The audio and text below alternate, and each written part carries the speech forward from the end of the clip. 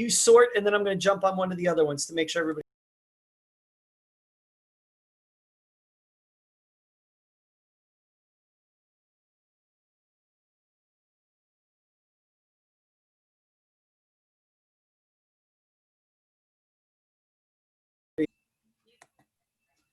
Nope. Hi, Mike. Hey, Brenda. It's Mimi. You're muted. Sorry. Some people don't know what they're doing. You're not muted. You're muted. I'm sorry. How are you today, ladies? We are great. How's it going today so far for you? You know what? The day's almost, hey, Mimi, how are you? The day is this close to done, so it's great. We only had one session completely come off the rails because the link was out on social media and it got bombed big time, like scary, like we had to just go into Zoom and shut the whole thing down for a minute. Oh no. Yeah, that's the worst. But besides that, everything's fine. Well, one isn't bad. I mean, that you got to be pretty excited. I agree. That's why I just said to Naomi, who I work with, I said, even if these last 6 sessions go right off the rails, the day was a success. It's fine. It's true, but we're not going to go off the rails. Then bad could happen, so it's okay. We're not going to go off the rails. So if anybody was not going to go off the rails, I feel like this crew could keep it on the rails. We sent 3 delegates. Come on now. We're this is like a whole thing here. I almost feel like I don't even need to ask you guys if you got it squared. You feel like you're good? Good. Yeah. All right. I'm going to turn my mic off for a second. I'm going to go check on the other 2 rooms. I'm going to actually share my screen and start our little pre-session, if that's okay. Do what you feel you need to. That's fine. That is what we're. Thanks, Mike. You're welcome. Thank you, guys. Trish, don't make this come off the rails. We just had a conversation that this is going to be okay. We're going to be good. We're going to be good. All right. I'm coming back. I'm keeping my eye on you guys. Thank you. Thanks.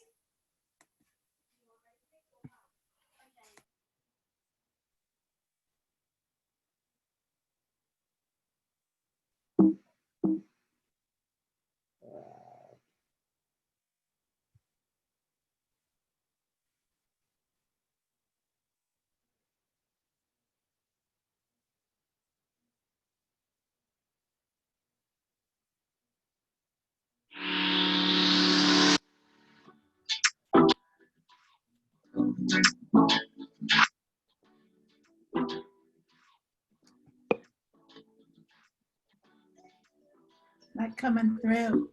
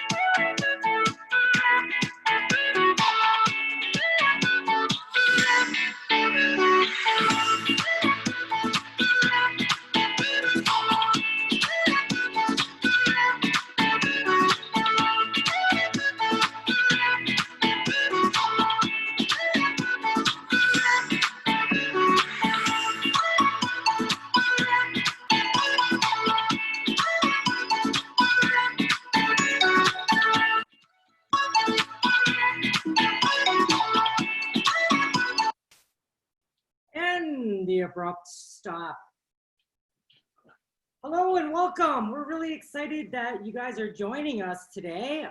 We're gonna start off with just a quick background on who's talking to you today. I'm Trish Johnson and I'm delighted to be co-piloting with, and I'll let Brenda introduce herself to you guys. Hello, everybody. I'm Brenda Bender. And we are going to take you through an exciting 45 minutes of, digging a little deeper into university design for learning and looking at some of the tools that you need to be ready to have in your toolkit. What we're going to do is we're going to start off with a little interactive part this afternoon. And on your smart device or in a new window, don't close this window, we're going to actually have you guys start off by sharing with us a little information. So we're going to have you go to menti.com. That's MENTI.com. And we're going to have you enter the code 618148. What we're going to be able to do then is allow you guys to answer and share with us a little bit about where you are with your priorities right this minute. So we're going to have you again go to menti.com, type in code 618148, and we'll go ahead and see how things are going. Hopefully our technology dance that we did prior, everything is going to be working for us. And it looks like we're going to be doing it right now.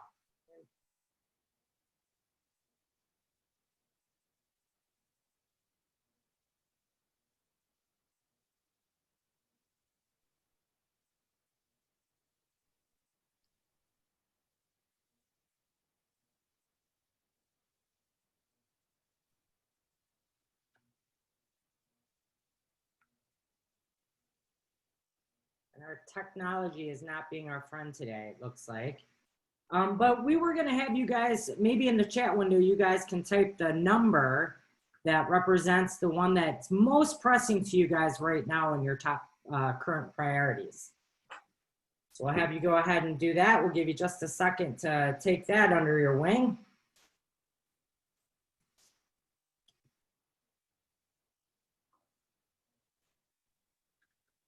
And I'm going to go back to our presentation here quick. And there's a lot going on in the world today. Of course, the end of last year's school year wasn't what we thought it would be. And this year is going to be an interesting year as well. But with amazing leaders like you guys and some solid tools in your toolkit, I think we're going to have a great year and continue some of that lifelong learning. I am going to dig into the UDL part of the session today. And what we're going to do is talk a little bit about what is UDL and being able to think about how that kind of relates to your day in and day out activities and responsibilities is really helpful. So I thought about how we could start off with this, and I wanted to start off having us think about shoes.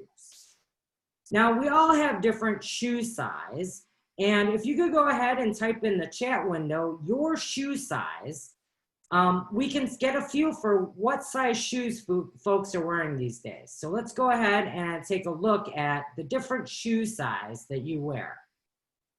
All right, so we've got John with a size 10. We have a size 8 from Caitlin. Annie's a size 7. So we have several different shoe sizes that are, a 7.5 and 8.5. So lots of variety with the different shoe size. And the reason why I wanted us to start thinking about the shoe size is when we start to think about UDL, we need to think about how that relates to us. And so I'm going to use this short video that was put together a couple of years ago by a good friend of mine, and have us start to think about how UDL impacts us all. So let's go ahead and watch this short video. Hi, welcome to Shoe Town. Do you need a new pair of shoes? Sure, I'm looking for a new pair of running shoes. I've got just what you need. I'll be right back. Here you go. Thanks. These won't fit. They're too big. Well, that's no good. Let me get another pair. How about these? Oh, these are still too big. I wear a size 10. I'm sorry, sir. Come again? I said I wear a size 10 shoe. I'm afraid I don't follow you. My shoe size, it's 10.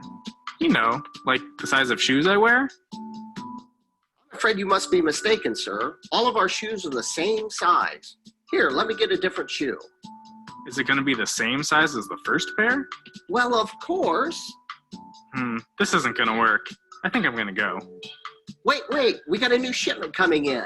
Oh well. We wouldn't go to a shoe store that only sold one size of shoe. So why do we try to teach students only one way? Universal Design for Learning is about teaching all students, not just the average students. To do this, we need to represent information in multiple ways, give students opportunities to choose how to express themselves and show us what they've learned, and make the learning engaging and relevant for everyone. We need to listen to our students' needs, cater our teaching styles to their learning styles, and make sure they stay engaged. By doing so, we'll create a better learning experience for everyone.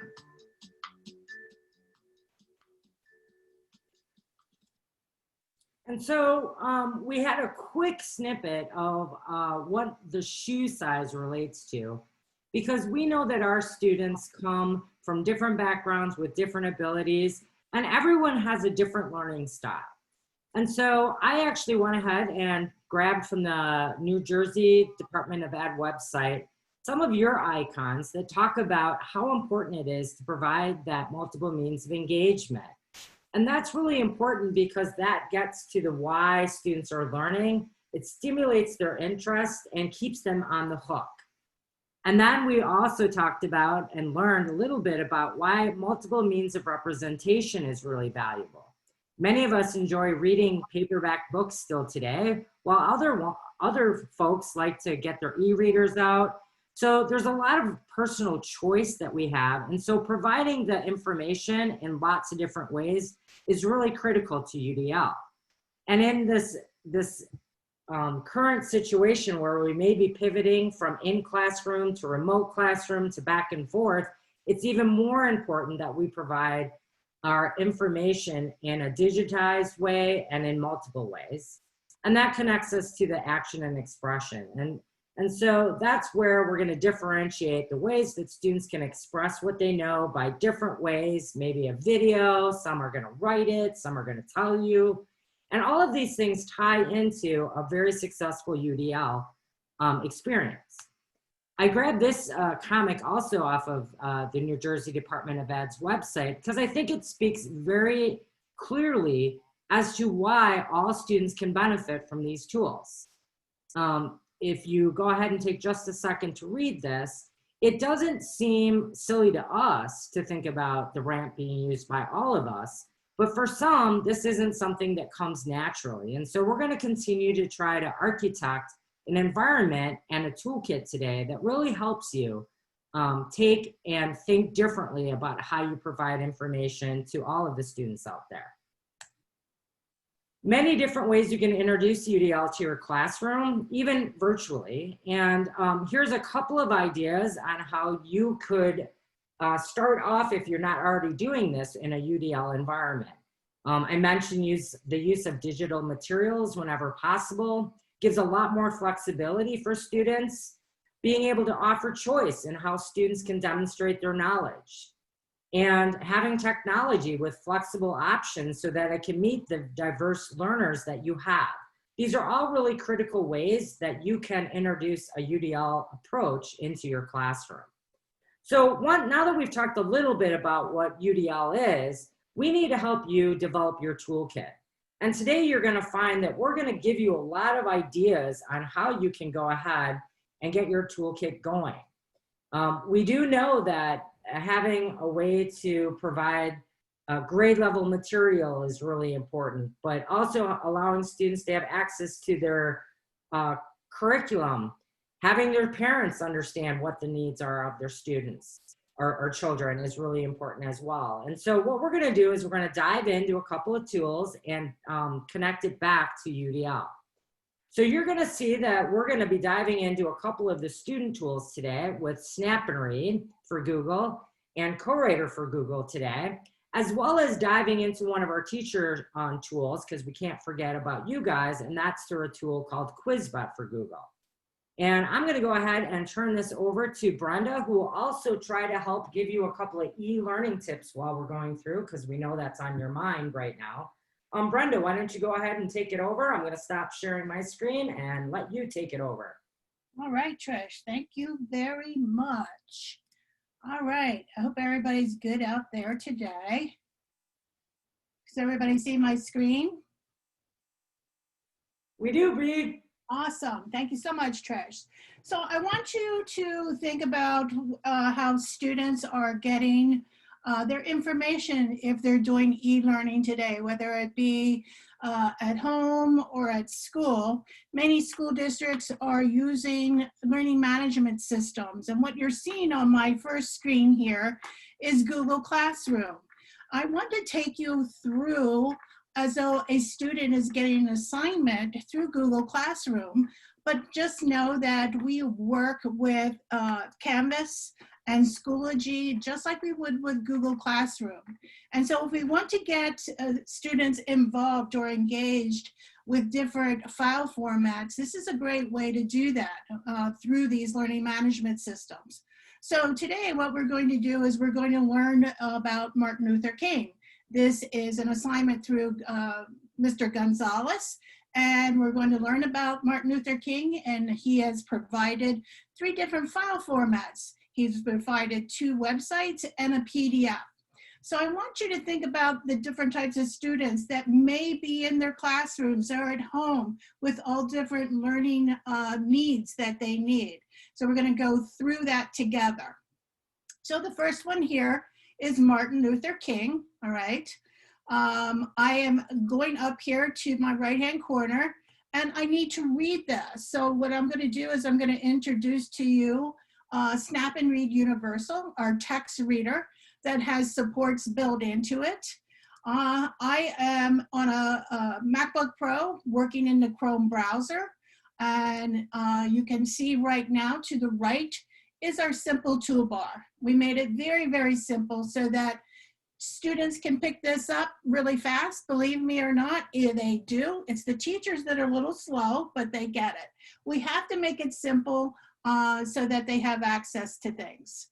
So as I'm coming down here, one of the first things that you're gonna see is this is a pretty high vocabulary website.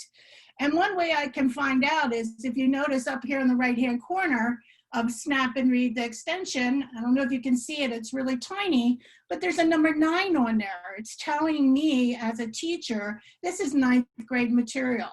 So I'm going to be giving with the students. So if a student opens this up and they want to listen to it, all they do is click on this speaker and go wherever they want, and it'll start reading it for them. One of the most visible advocates of nonviolence and direct action as methods of social change, Martin Luther. And you can click on your mouse to stop anytime you want. If you have students that have to have visual supports, we do have a color overlay built into it. So all I do is turn that on, then click on the speaker and it'll mask over it. One of the most visible advocates of nonviolence and direct action as methods And I of. can follow it wherever I go. All right. So I'm reading this and I may come across some vocabulary that I don't understand, and I want to be able to understand it a little bit better. So one of the tools that will help many of the students be able to understand what is being written on this page is our Simplify Vocabulary tool. If I click on that, it's going to look at some of that vocabulary and bring it down to a more understanding level for the student, not grade level, but more understanding. So if anything is italicized, such as here where it says for something, if I dwell over it, it's fighters for something. The original word was advocates, and I can click on it and go back as well. Fighters for something. So wherever I go, whoever started a company, here's another one, is a founder, all right? So you can see it's giving the students more support on that. So I can do that. And if I do need to look up a word like roots, you're going to say here in this content, it says King's roots were in the African American Baptist Church. Well, if a student reads roots, they're automatically going to think about plant roots probably. But they can either right click it and look it up in the Google Dictionary. But what we have in supports in Snap&Read to help the student, if I double click on it, it's going to open up the definition pertaining to this paragraph. And if I click on this little arrow here, it will open up the regular one, definitions as well. And I can read this as well with my speaker. The condition of belonging to. So I'm getting that support, and I can even dig deeper if I wanted to. I could do the dynamic text leveler, and it'll make it much more understanding that way as well, along with pictures to support the definition too. So I'm reading this along, I come along here, and you know that a lot of times we give students files or websites that are inaccessible. And if they're inaccessible, they can't read them. And so here I'm going to go to this document here.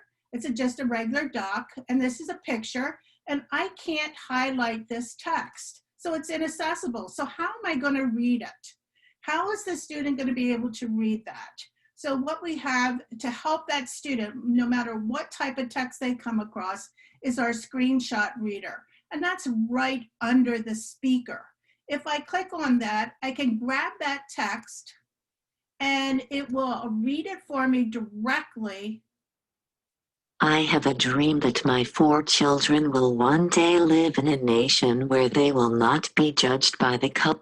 So there I can have that read. So that's why it's really important that we have the screenshot reader and the speaker right here so that wherever students are, whatever kind of file type a teacher gives them, they have the tools right then and there to help them.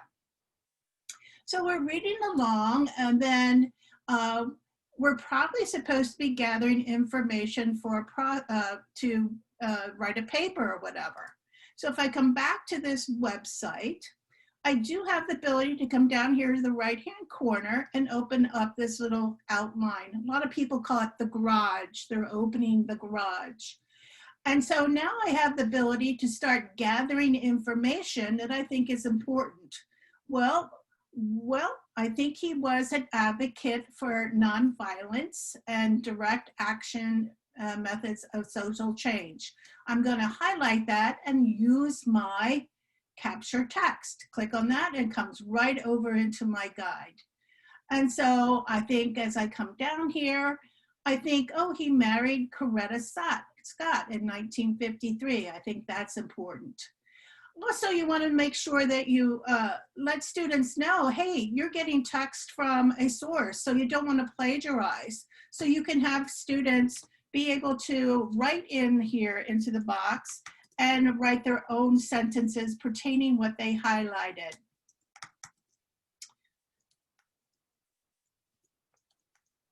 I could type today.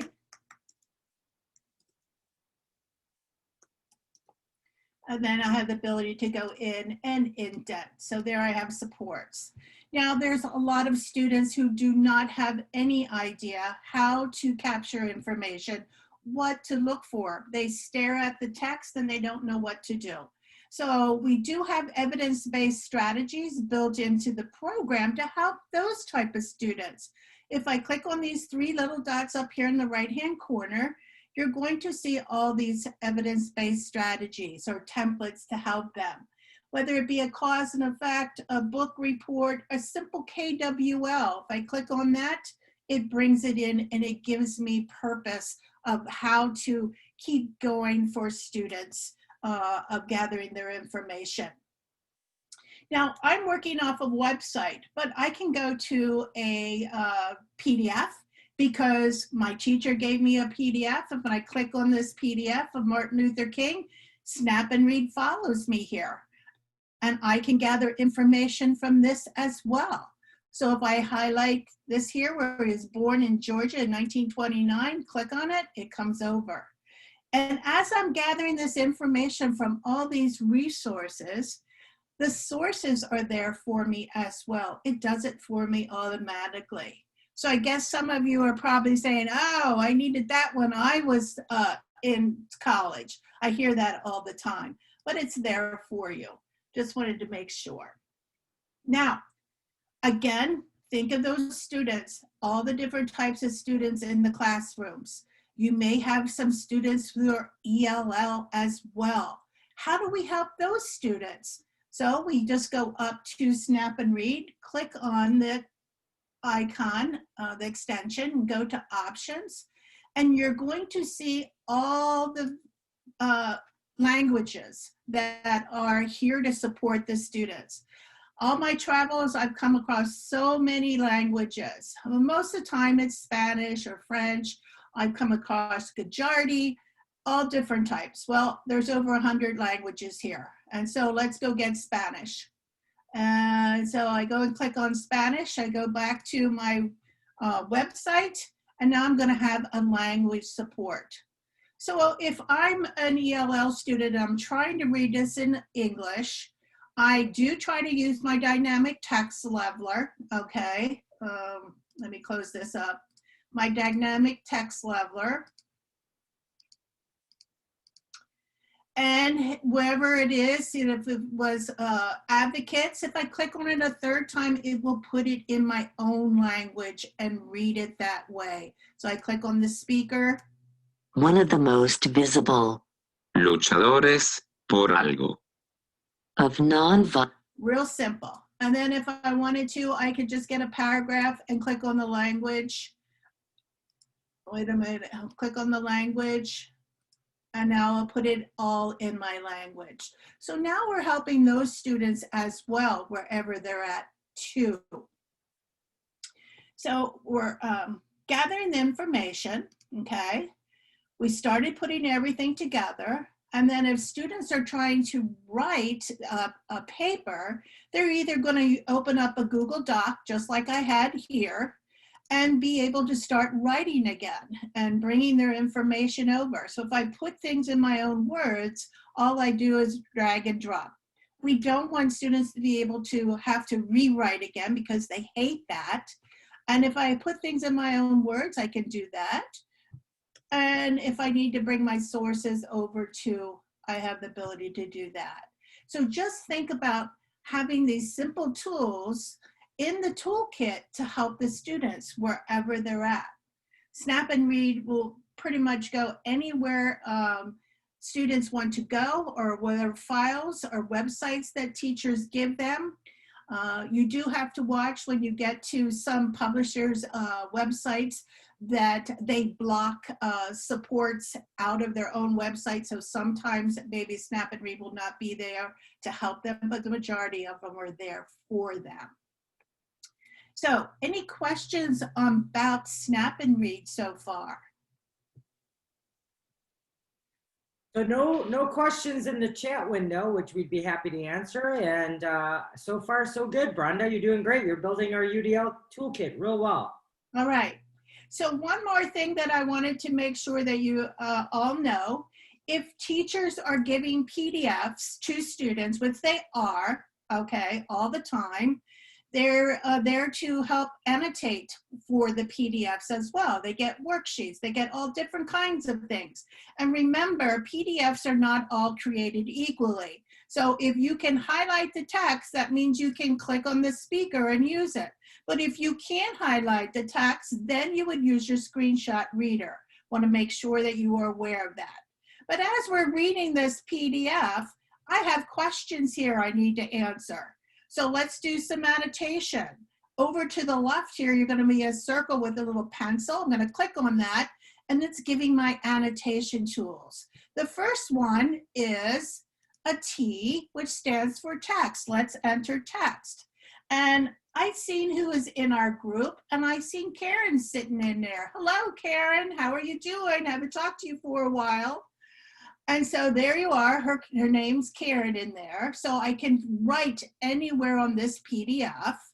And you can see I have the tools up here. And then I also have the ability to highlight. So where was Dr. King born? He was born in Georgia. That's my answer. What was Dr. King's main job? He was a preacher, I believe. Okay, if I didn't like that, I just click on the little X and go where I wanted to go. And then the last tool I have is line-to-line drawing. So if I wanted to cross something out or underline it, I have the ability to do that as well. So we're giving these simple tools for students to be able to annotate. And if you're working in Google Classroom or Schoology and the student isn't done with this PDF, all they do is go up here up in the right-hand corner and save it, and they can go to their Google Drive or OneDrive if you're working with Microsoft Edge or anything, and they can save it in their drive. If they open it up from their drive, all their annotations are saved, and they have the ability to hand it in when they are ready. And by the way, you know, when students are working, okay, sometimes their Wi-Fi goes out, which mine could happen anytime right now because of how technology is. I can still continue to work with these applications offline. As long as I have them open and I'm logged in, I can keep working. So that's pretty much Snap&Read Universal. Now, this is supporting the students who need the reading supports. How are we going to help the students with writing? Well, some of you know already that we have Co-Writer Universal. It's the word prediction tool to help your students who struggle with writing. If they're struggling readers, they're going to be struggling writers. So let's help them as well. So I'm going to go back here to Martin Luther King, all right? And I want you to think about all the different students that have writing difficulties. You have students who have dyslexia, dysgraphia, who spell phonetically, leave out vowels. You have students who are pretty smart. They can talk intelligently to you, but then when it comes to writing, they write short, choppy sentences. They don't have the vocabulary to help them. So that's where Co-Writer comes in.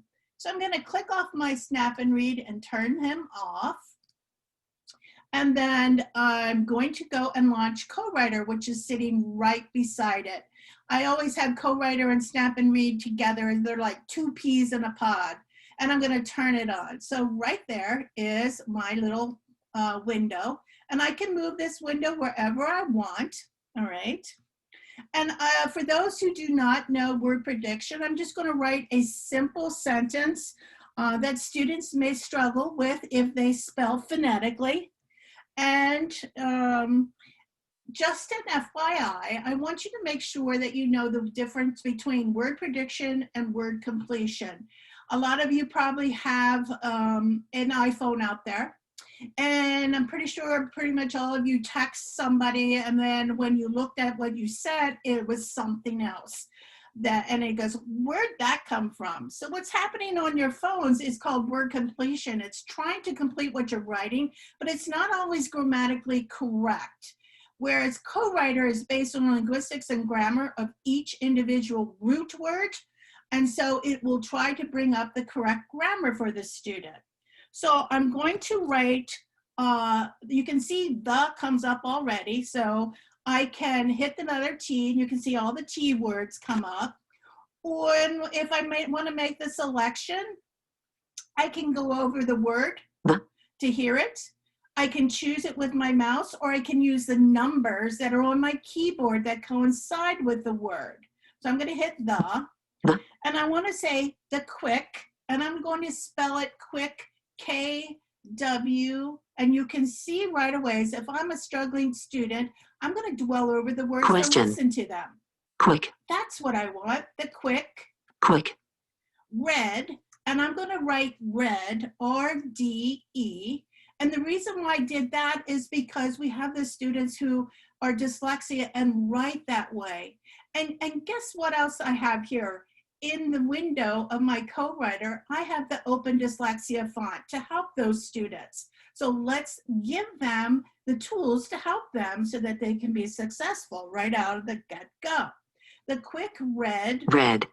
And I'm going to do fox. And you can see there's fox. Fox. I'm going to do sprang, S-spring, and I'm going to sound it out as though I'm, and you can see it comes up, sprang. Sprang. Over. Over. The. And I'm going to say fence, and I'm going to spell it F-N-S, and you can see there comes fence. Boom. Fence. There we go. Fence. And I put a period to it. The quick red fox sprang over the fence. But what we are doing is we are learning about Martin Luther King. I want to be able to write about Martin Luther King. So I have two ways to get all the vocabulary about Martin Luther King. I can come up to this website, boom, and I have the ability, if I go up to my extension, I can go create a topic from this page, giving the vocabulary to the students so that they can be writing about what they just read is really important. So now if I want to, I can start writing Martin Luther King. Look, here it comes up. Martin Luther King. Was, you can see was, it's predicting ahead for me already. Was. And there's number 5. He was an advocate. There it comes up, advocate. Advocate. For, and you can see how our co-writer is kicking in now, where it's giving you multiple word prediction instead of one at a time. So now you can see there is for the. And I'm going to say civil rights movement. So I'm going to start writing civil, and you can see right there it is, civil. Civil. And rights movement. See, all these vocabulary words are coming from that article. Rights movement. Click on that. Rights movement. Put a period to it. Martin Luther King was an advocate for the civil rights movement. So I told you 2 ways how I can get that topic right away, because as students are working at home or in school and teachers are giving them a topic about history, science, anything, we want to be able to give them the vocabulary about what they're writing or reading about. So another way to get that is going down to this little book, Manage Topics. Martin Luther King Jr. quotes. There's my Martin Luther King. Hey, but what if we were learning about, what is his name? Arnold Schwarzenegger, okay? Do you think your students are gonna know how to write Arnold Schwarzenegger? Well, I can attempt it, but I have the ability to just click on the microphone and say it. Arnold Arnold Schwarzenegger. Hey, that's pretty good. I didn't say it completely and it picked it up for me. So now if I come back here to my pencil, I have the ability to start writing about Arnold Schwarzenegger. It comes up. So look how powerful I can get these topics to help the students. So that's how you're helping those students. But now I want you to think about helping some other type of students. Here, I'm going to click on my microphone and I have speech to text. So now I want you to think about your students who do better with speech to text, period. Think about your students who do better with speech tutor. Speech tutor. So I think that the reason why I didn't pick it up completely is because we're through the Wi-Fi. And then, what about your second language students? Question mark. What about your second language students? I don't know if anybody's noticed that, but now what we've just put into the system is whenever I do any speech to text and I click on the microphone again, it will repeat what I said. This is going to help your students who need to hear what they just said, whether it's ELL students or if they just want if you have students that just need to hear if that sounded correctly or not. So what about your second language students? Well, let's help them. Co-writer is going to help those students who know some English. They want to try to write in English, but they struggle at it. So if I wanted to say my, okay, I know my, so I'm going to hit number 1. My. But I want to say house, but I don't know what house is in English. But I know in Spanish, it's casa. So I'm going to type casa, and now you're going to see that the word house. Oh, that's it. I want that. Click on that. House. My house is. And I want to say, oh, I want to say white, but I don't know what it is in English, but I know it's blanco. There it is. It comes up and supports me there. Wide. My house is wide. So I have the ability to type to help my students. There's different languages in the options to go to, but this is mainly helping your Spanish. And then if I go to my microphone again, here EN stands for English. Over here is Spanish to English. So I can speak in Spanish and it'll put it in English for me. Necesita agua. Muchas gracias.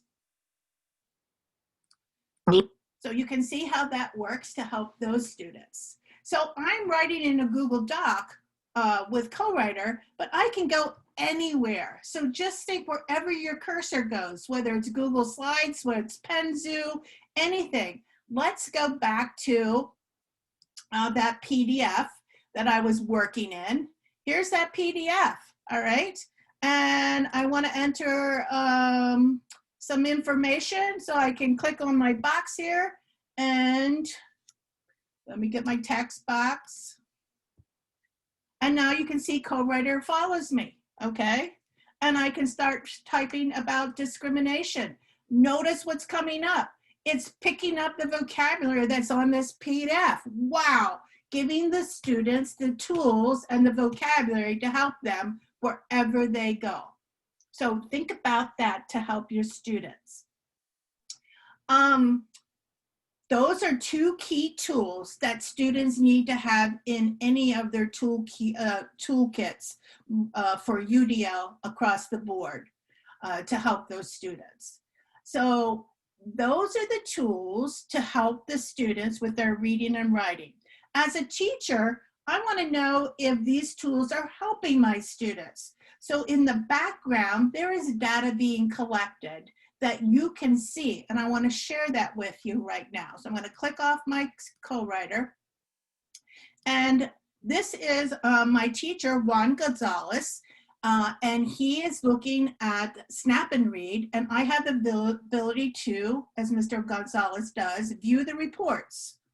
And what will happen is, it's going to look at all his students and the summary of all his students. But he wants to look at Nora Wyatt, okay, to see how she's doing.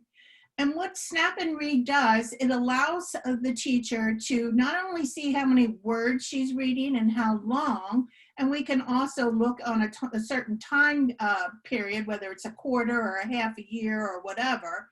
But you're going to see a heat graph here that will show Mr. Gonzalez where Nora is reading the most at what grade level. So the darker the color, that is where she's reading the most at.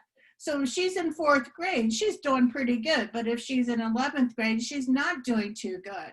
So this is just a quick synopsis to see how she's doing. You do have the ability to print it out, download it as a PDF, and share it with the student herself and administration as well. The same with co-writer. You have the ability to do that as well.